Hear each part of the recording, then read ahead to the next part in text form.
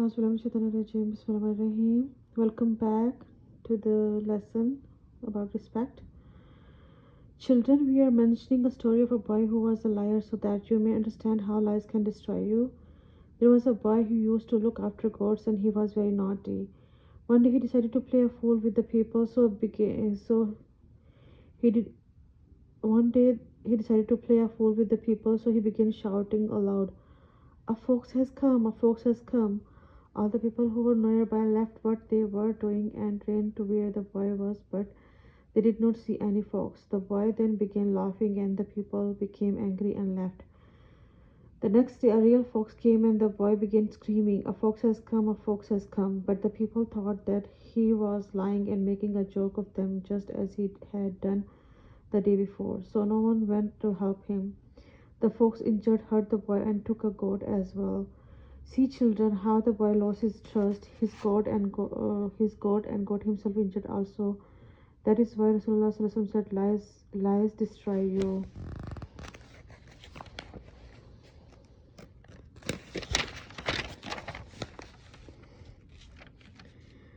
The tongue.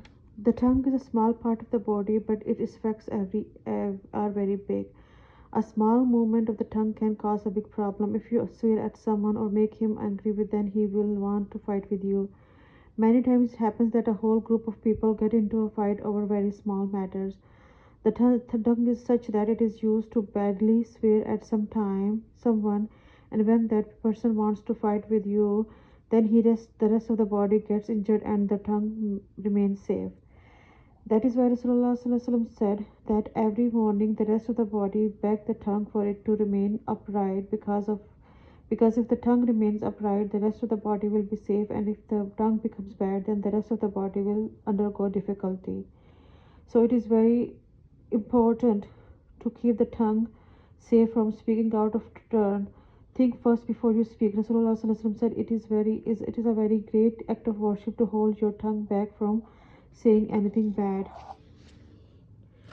Once Rasulullah ﷺ told Muaz bin Jabal Razilullah anhu many good actions and then told him that all your good depends on the good use of the tongue.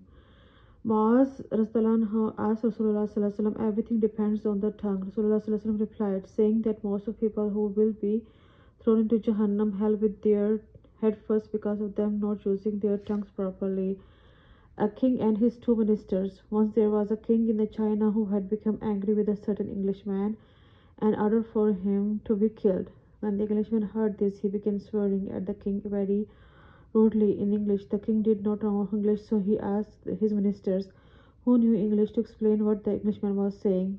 The minister said that the Englishman is saying that a great person holds back his anger and forgives the wrong done by others.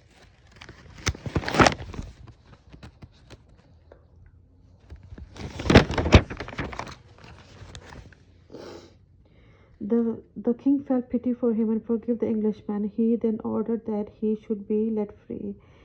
There was another minister who also knew English. When he saw what had happened, he told the king, "Your Majesty, we are all working for you, and it is necessary for us to be truthful to you." The Englishman was not praising you, but was rather swearing at you. On hearing this, the king turned his face away from this second minister and said, "The lie of the other minister was better than your truth. The lie that creates friendship and unity is better than the truth which causes problem and creates enemies." Rasulullah ﷺ said, "It is not sinful to lie if you lie to create love and peace between people. Remember, fighting, arguing, enmity, and hatred are bad things. If your speaking will create any of these, then it is better to remain silent. Unity, friendship, peace, and harmony are very good things. It is permissible to lie in order to create these." Questions. What did Rasulullah ﷺ say about lies? What losses did the boy face for lying? Who is the most unlucky person? Who did Rasulullah ﷺ curse? What do people think of liars? What do the other parts of the body say to the tongue every morning? What advice does Rasulullah ﷺ give to the Muaz bin Jabal radhiyallahu anhu. When is it not correct to speak the truth? When is it permissible to lie? Explain the story of the king and the Englishman.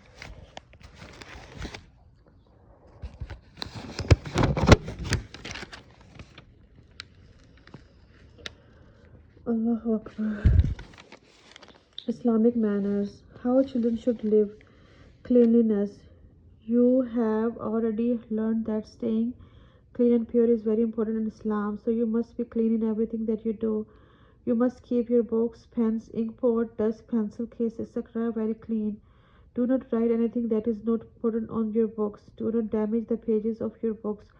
Do not place your pencil case, ink pot, or anything else on the top of your books, as that is disrespectful. When using an ink pot, keep a separate cloth for wiping your pen. Do not use this cloth to wipe anything else. If ink falls on your hands or clothes, then wash it off immediately. It is very bad manner to write on the walls of your house or the madrasa or school, or on the windows, doors, desks, chairs, benches, or books. Only naughty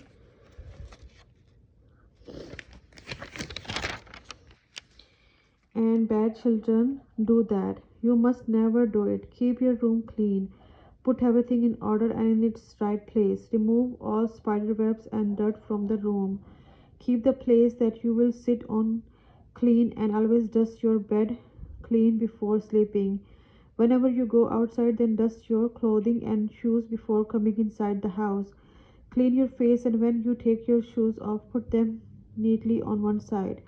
Do not spit everywhere. Go out of the room if you need to spit. Do not spit on a door, window, or wall.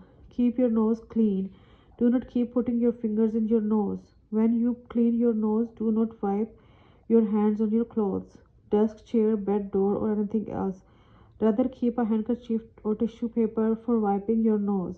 When you need to clean your nose, move away from where others are sitting. Do not clear your throat and chest of phlegm in front of others. It is bad manners.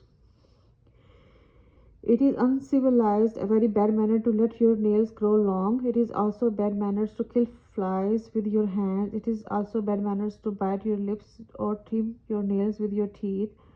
Smoking. Some kids that trim their nails with the teeth, that's not good. And some adults too. So we should avoid that. Smoking cigarettes or a hookah smoking pipe is very bad. It makes your mouth smell, your mind becomes weak, and your health becomes bad as well. Do not make a habit of eating pan, betel leaves, and tobacco. It damages your teeth and it is a waste of money. Stay away from all these bad things. Yawning and sneezing. It is bad manner to crack or click your fingers, to make a sound when yawning, and to yawn in front of others. When coughing, yawning, or sneezing, you must turn your face away from others and place your hand over your mouth. Do not talk, but rather be silent, as a bad sound will come out of your mouth if you talk.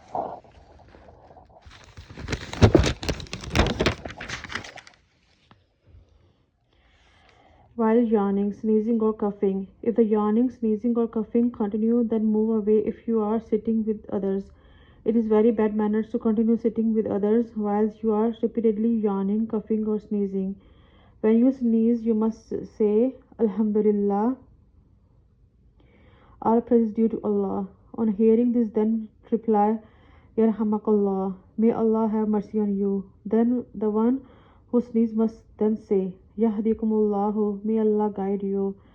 This is the teaching of Rasulullah Sallallahu Alaihi Wasallam. Do not whistle with your mouth. Rasulullah Sallallahu Alaihi Wasallam has said that it is not allowed. Do not keep your head uncovered. This is bad manner.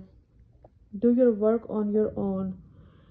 My dear friends, do all your work with your own hands. Whoever does not do their work on their own will always be in need of others. You must remember that Rasulullah Sallallahu Alaihi Wasallam used to do his work on his own. He would repair his own shoes and would milk the goats on his own.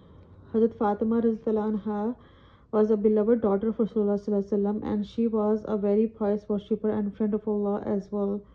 Rasulullah Sallallahu Alaihi Wasallam said that she will be the leader of the women in Jannah paradise. No doubt, but she used to do all her housework on her own. She would sweep the house on her own. She would carry water to her house in leather water bag on her own, because of which the skin on her shoulder would peel. She used to grind wheat to make flour on her own and would make bread on her own.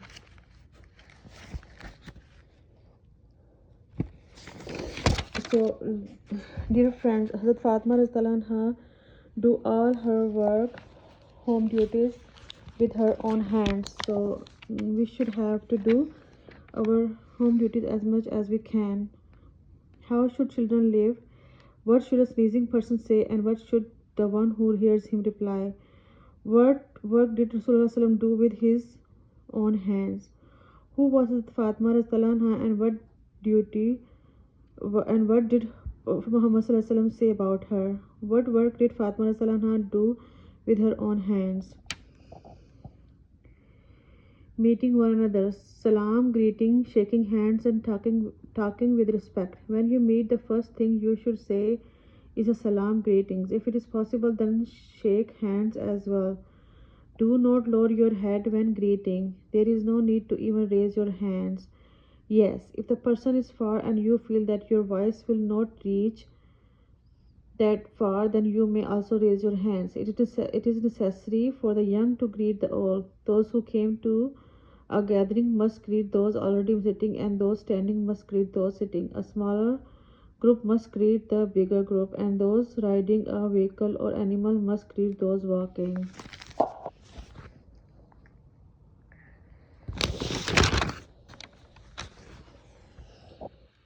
If there are many people, it will be sufficient for one person to greet or reply on behalf of the others. You must try to greet first. You must greet everyone, whether you know them or not, and whether they are children, young people, or elderly. When you greet, say Assalamu alaikum, peace be upon you, wa rahmatullahi, and the mercy of Allah, wa barakatuh, and Allah's blessing.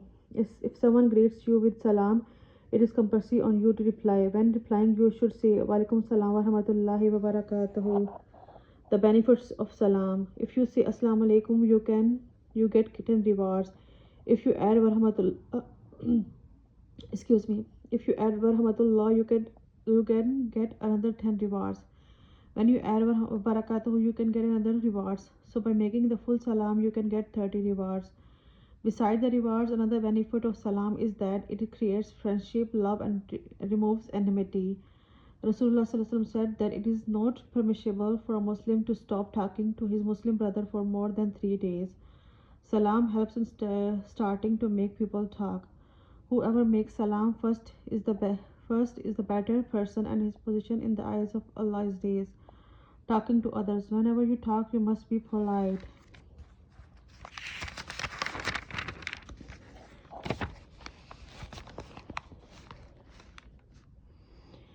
Say every word clearly and do not speak fast. Use good and respectful words. Until the next person does not finish speaking, you must not start speaking.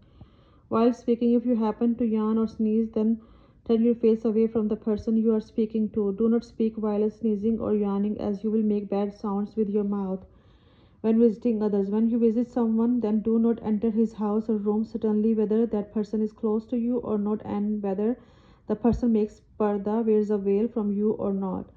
Islamic manners teach that you should first make salam at the door, then ask to be allowed to enter. If for any reason they do not allow you to enter, then you must return from there. This is what Allah has ordered in the Quran. When you enter the house, make salam clearly and loud enough for others to hear. Then meet the people in the house. When you visit someone, do not sit at their house for long. Once you finish your work, immediately take leave and return from there. Do not touch anything without permission. Greet with a happy face. After greeting, ask about the other person's health. If that person mentions anything that needs your help, then try to help him immediately. When you wish to return, then ask for permission to leave. Make salam, then leave. What are the benefits of making salam? Who should you not make salam to? What should you say before you enter someone's house? How should you talk to other people? How should you act with and greet visitors?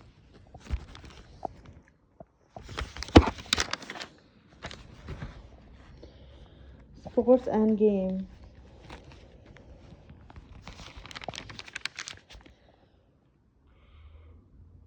You, beloved children, you are not being stopped from playing, but you should play only that much that you learn is not that your learning is not disturbed.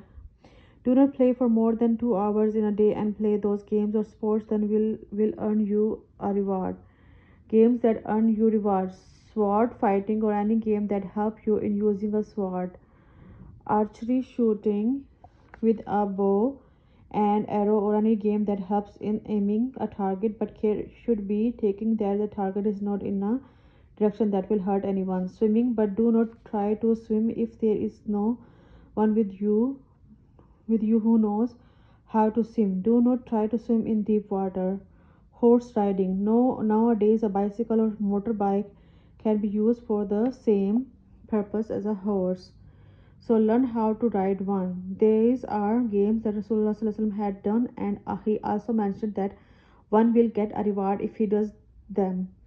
Exercise. Any such exercise that will make the body strong and fit must be done, and one must make a habit of doing it. A person needs to be strong and healthy if he wishes to serve his community and country. Here is a story from the time of Rasulullah which shows the benefit of archery and wrestling. Rasulullah was preparing for a great battle and was taking names of people who would take part in this war. The names of children were not taken to be part of the army. There was a boy whose name was Rafi. He was at least 14 years old but was very good at archery. His father had asked Rasulullah to include Rafi in the army, so Rasulullah ordered that he should be included.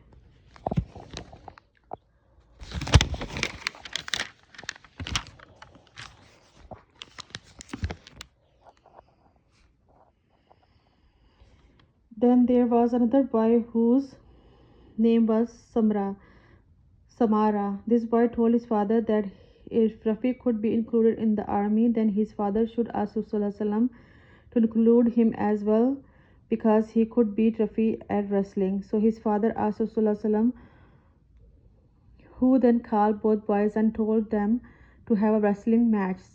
Samara proved that what he had said to his father and managed to beat Rafi in the wrestling match. Rasulullah then ordered that Samara should also be included in the army. This was a very famous battle in Islam, and Samara managed to take part in it by winning a wrestling match. Taking part in this battle made him get a great virtue in this world and the hereafter. Games of sin. We are not allowed to play those games that include sin. Examples of such games are games in which gambling and betting takes place, games in which harm is caused to others, games in which bad things are said, games which create bad habits in you, games in which a living animal is used as a target. Rasulullah has very strongly prohibited this. Entertainment. Going to a theater, cinema, or to any place where music, dancing, and singing magical shows take place are sinful types of entertainment and are very bad ways to pass your time. It is also a waste of money and it creates bad habits in you, so do not even go near them. So, here I want to say that a lot of parents send the kids in the cinema, and that's not good. We can watch movies at home, but going cinema frequently is not good and waste of money. As for those games that are permissible, if there is no music, singing, and drum beating, then you can watch them. For example, jumping and running races that take place in some madrasas, or sports like cricket and football.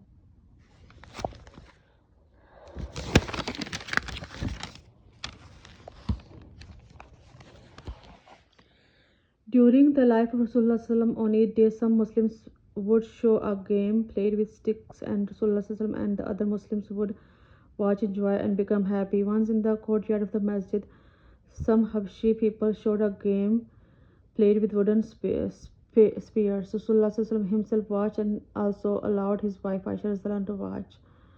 Question: what are the games that earn your rewards? What are the games that earn your sin? Where did Rasulullah watch some permissible games? So, inshallah, we will continue our next lesson tomorrow. Till then, Allah Hafiz. Assalamu alaikum. Hope you like my videos. Like, subscribe, and share my channel so you can get more Islamic knowledge. Hope you follow all Islamic rules. Assalamu alaikum. Allah Hafiz.